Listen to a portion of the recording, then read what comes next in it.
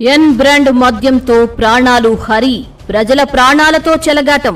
TDP కనుసన్నల్లో నకిలీ liquor తయారీ.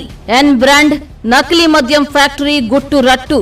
చెప్పేవి నీతులు, చేసేవి రోత పనులు అనే సూక్తి టీడీపీ నాయకులకు సరిగ్గా సరిపోతుంది. వైఎస్ జగన్ హయాంలో రాష్ట్రంలో అసలు జరగని స్కామ్ ను మద్యం కుంభకోణంగా ప్రచారం చేస్తున్న టీడీపీ నేతలు ఇప్పుడు ఏకంగా ఒక నకిలీ డిస్టిలరీని ఏర్పాటు చేసి రకరకాల బ్రాండ్లు తయారు చేసి మార్కెట్లోకి వదులుతున్నారు. ప్రజల ప్రాణాలు హరిస్తున్నారు. అన్నమయ్య జిల్లా ములకల చెరువు మండల కేంద్రం వద్ద టీడీపీ నేతలు, మంత్రి రాంప్రసాద్ రెడ్డి అనుచరులు కనుసన్నల్లో ఏకంగా ఒక అక్రమ మద్యం తయారీ కంపెనీ ఏర్పాటు చేసి కోట్ల విలువైన నకిలీ మద్యాన్ని తయారు చేసి మార్కెట్లోకి వదులుతున్నారు. 7 రకాల మద్యం బ్రాండ్లు తయారు చేసి అనంతపురం, చిత్తూరు జిల్లాలకు సరఫరా చేస్తూ కోట్లు గడిస్తున్నారు. ఈ నకిలీ మద్యం తయారీ ఫ్యాక్టరీ చూసి ఎక్సైజ్ అధికారులు విస్తుపోయారు.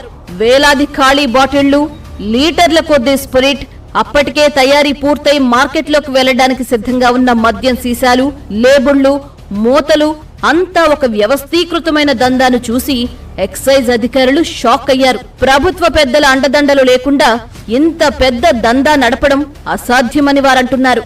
తంబళ్లపల్లె టీడీపీ నేత కట్టా సురేంద్ర నాయుడును అరెస్టు చేసి ఆయన ఇంట్లో 10 బాక్సుల కేరళ మాల్ట్ విస్కీని స్వాధీనం చేసుకున్న పోలీసులు Thamballapalle TDP incharge Jayachandra Reddy PA Rajesh సహా 13 మందిపై కేసులు నమోదు చేశారు. ప్రభుత్వ పెద్దల సహకారంతో స్పిరిట్, నీళ్లు మాత్రమే వినియోగిస్తూ బ్రాందీ, విస్కీ వంటి ఫ్లేవర్లు యాడ్ చేస్తూ నకిలీ మద్యం తయారు చేసి కోట్లు గడిస్తున్నారు. వీటిపై ఏపీ ఎక్సైజ్ శాఖ లేబుళ్లు అతికించి ఎవరికీ అనుమానం రాకుండా మేనేజ్ చేస్తున్నారు.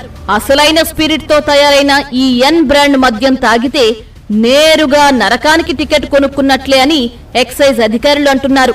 ఇదిలా ఉండగా ఇప్పటికే ఊరుకో బారు, వీధికో బెల్ట్ షాపుతో కోట్లు గడిస్తున్న టీడీపీ నేతలు ఇప్పుడు ఏకంగా నకిలీ మద్యం ఫ్యాక్టరీ ఏర్పాటు చేయడాన్ని చూసి ప్రజలు ముక్కున వేలేసుకుంటున్నారు. పేరున్న మద్యం బ్రాండ్లను తలపించేలా, వాటిని మరిపించేలా తయారవుతున్న ఈ లిక్కర్ మాఫియా వెనుక మంత్రులు, వారి అనుచరులు ఉన్నట్లు తెలుస్తోంది.